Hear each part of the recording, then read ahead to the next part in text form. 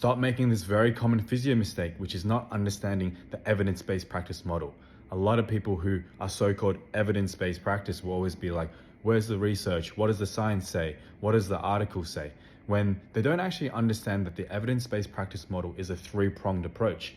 Yes, we need to look at the research, but we also need to look at our own clinical experience and also what are the patient's values. So for example, there could be some new study that says that this new thing is going to be the best thing for our patient.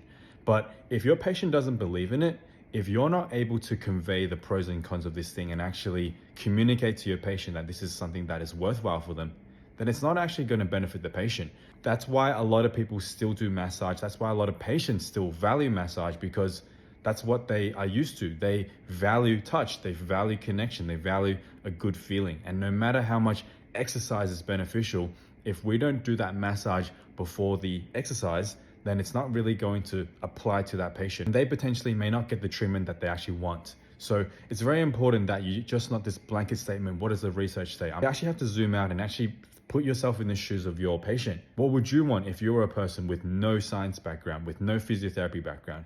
You probably want to feel better. You're in a lot of pain. So when you adopt that kind of mindset by thinking about the patient, and that's what true empathy is, and then also drawing upon your own clinical experience, then taking upon the research and the newest evidence, I actually believe that's what makes you an evidence-based practitioner.